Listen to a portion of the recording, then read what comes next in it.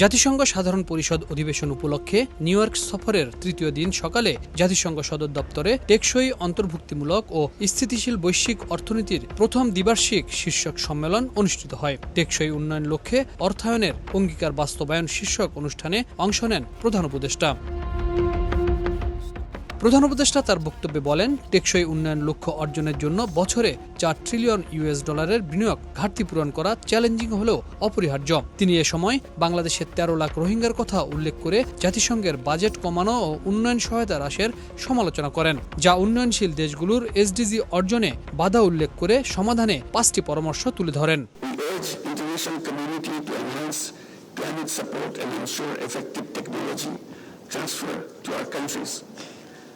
Disaster resilience for LDCs must be strengthened and loss and damage fund operationalized. এ সময় জাতিসংঘ মহাসচিব বাসযোগ্য পৃথিবী গড়তে জলবায়ু পরিবর্তন মোকাবেলায় সবাইকে ঐক্যবদ্ধভাবে কাজ করার আহ্বান জানান। From multilateral organizations, we look forward to hearing what more you can do to deliver on commitments. From multilateral platforms, to hear about what efforts you will champion. পরে অধিবেশনের সাইডলাইনে উচ্চ পর্যায়ের বৈঠকে প্রধান উপদেষ্টার সঙ্গে অংশ নেন তার সফরসঙ্গী এনসিপির সিনিয়র যুগ্ম সদস্য সচিব ডাক্তার তাসনিম জারা। সেখানে প্রধান উপদেষ্টা বলেন, স্বাস্থ্য খাত লাভজনক না হয়ে পুরোপুরি সেবামূলক হওয়া উচিত। The medicine, healthcare should not be left to money makers. I'm not saying money makers are bad people. I'm saying that it shouldn't be left alone to them, but there are other versions of it. Another version I have been promoting for a long time and continue to do this in healthcare particularly.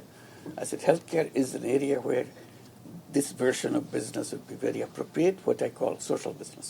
এদিন প্রধান উপদেষ্টা doctor Mohammad ইউনূসের সাথে new ইয়র্কে বৈঠক করেছেন পাকিস্তানের প্রধানমন্ত্রী শাহবাজ শরীফ। এ সময় ডক্টর ইউনূসকে পাকিস্তান সফরের আমন্ত্রণ জানান তিনি। আর ইতালির প্রধানমন্ত্রী নিজ থেকেই আগামী ডিসেম্বরে বাংলাদেশ সফরের আগ্রহ প্রকাশ করেন ডক্টর ইউনূসের কাছে।